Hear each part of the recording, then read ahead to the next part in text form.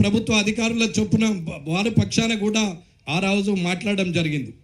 ఆ రోజు కూడా రేవంత్ రెడ్డి గారికి చెప్పాం, ఈ ప్రభుత్వం ఇప్పటికైనా వారికి డబ్బులు ఇస్తే వారందరూ మీకు పాలాభిషేకాలు చేస్తారు, ఏ ప్రతిపక్ష పార్టీకి పేరు అవసరం లేదు, మీకే పాలాభిషేకాలు చేస్తారని కూడా చెప్పాం. ఇదన్నీ అసెంబ్లీ సాక్షిగా చెప్పడం జరిగింది. ఇకపోతే భారతీయ జనతా పార్టీ తరపున మా సోదరులు, మా అన్నలు కొమరన్న కానీ, ఏవేన్ రెడ్డి అన్న కానీ, అంజిరెడ్డి అన్న కానీ ఇవాళ మీ పక్షాన ఒకరోజు ధర్నాకు వచ్చారు. ఒక అడుగు ముందు పడింది. ఇక ఉద్యమానికి నాంది పలికినట్టే లెక్క. రాబోయే కాలంలో మీ డబ్బులు మీ అకౌంట్లోకి వచ్చే వరకు భారతీయ జనతా పార్టీ విశ్రాంతి తీసుకోదనేది ఈ వేదిక మీద నుండి చెప్తున్నాం. రాజకీయంగా ప్రతిపక్ష పాత్ర పోషిస్తలేదు. మానసికంగా మీకున్న ఇబ్బందులకు మేము బాధ్యులుగా అనుకొని మనుషులుగా మేము చేస్తున్నటువంటి ఇది ప్రయత్నమే తప్ప ఇది రాజకీయ ప్రయత్నం కాదు. కాబట్టి మరొక అడుగు ముందుకేసి రానున్న కాలంలో మార్చి 2 వరకు డబ్బులు ఇవ్వకపోతే నాతో పాటు కూడా ఈ మిగతా ఎమ్మెల్యేలు, ఎమ్మెల్సీలు అందరం కూడా కూర్చుండి మీ డబ్బులు మీకు వచ్చే వరకు కూడా మేము వదలమని చెప్పి మీకు వేదిక మీద చెప్తున్నాం. ఒక 15 రోజుల క్రింద అందరూ వచ్చి నన్ను కలిసిన రోజు కూడా ఇదే మాట చెప్పాం. పార్టీ నిర్ణయం తీసుకుంటుంది, భారతీయ జనతా పార్టీ మీ పక్షాన ఉంటుంది, రాబోయే కాలంలో మీ డబ్బులు మీకు ఇప్పించే బాధ్యత మాది అని కూడా చెప్పడం జరిగింది. గౌరవ అధ్యక్షులు మా అన్న రామచంద్రరావు అన్న గారు ఉన్నారు, ఇక్కడ బీబీ పాటిల్ గారు ఉన్నారు, ఇక్కడ ఎమ్మెల్సీలు ఉన్నారు, భారతీయ జనతా పార్టీ జనరల్ సెక్రటరీలు యావత్ యంత్రాంగం ఉంది. అలాగే మిగతా ఎమ్మెల్యేలు, ఎంపీలు కూడా దీనికి మద్దతు పలుకుతూ రానున్న కాలంలో మీ డబ్బులు మీ అకౌంట్లోకి వచ్చే వరకు ఇది మా బాధ్యత అని చెప్తున్నాం. కాబట్టి మీరు ఎట్టి పరిస్థితుల్లో ఆందోళన చెందాల్సిన అవసరం లేదు.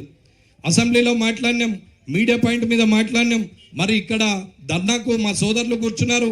రానున్న కాలంలో మీకు ఎంత బలంగా నిలబడతా అనడానికి ఇది సాక్ష్యం అని మీకు చెప్తున్నా.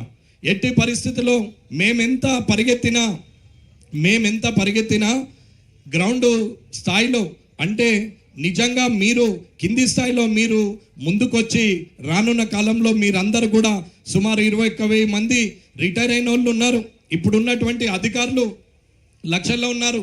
కానీ వారు బయటకు వస్తే ప్రభుత్వం ద్వారా ఇబ్బంది కాబట్టి వారు కూడా బ్యాక్ డోర్ నుంచి మీ అందరికీ సపోర్టే ఉన్నారు. వారు కూడా అన్నాడు, అన్ని యూనియన్లు కూడా ఫోన్ చేసి అన్న మొదటిసారి ఒక నాయకుడు ఉద్యోగ సంఘాల వారి సమస్యల గురించి, ఉద్యోగుల గురించి మాట్లాడినని. ఇవాళ పోలీస్ డిపార్ట్మెంట్ అయినా, రెవెన్యూ డిపార్ట్మెంట్ అయినా, మెడికల్ హెల్త్ అయినా, ఎడ్యుకేషన్ అయినా, డిఆర్డిఏ అయినా, ఎన్ని డిపార్ట్మెంట్లు ఉన్నా అన్ని డిపార్ట్మెంట్లో ఉన్నటువంటి అందరు ఉద్యోగస్తులు కూడా ఆనాడు సంతోషంగా అందరు కూడా చెప్పడం జరిగింది.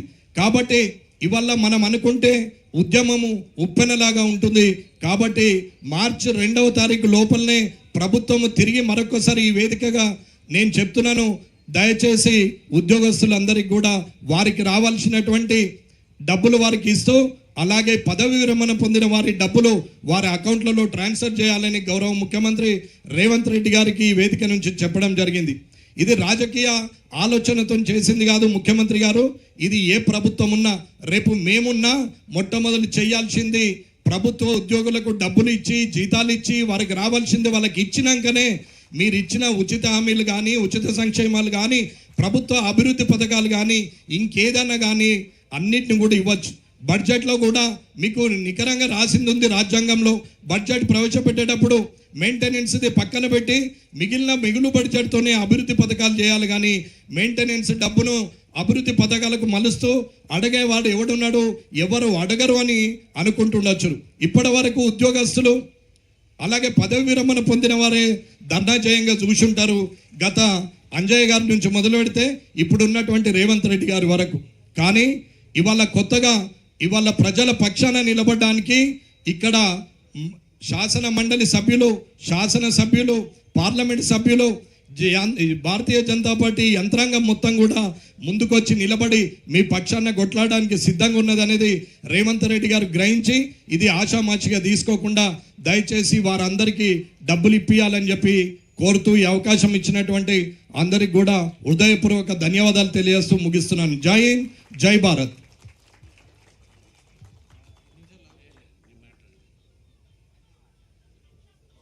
మన ఎమ్మెల్యే గారు కాటపల్లి వెంకటరమణారెడ్డి గారికి ధన్యవాదాలు తెలియజేస్తూ, అదేవిధంగా ఈ ఉద్యమాన్ని రూపకల్పన చేసి రాష్ట్ర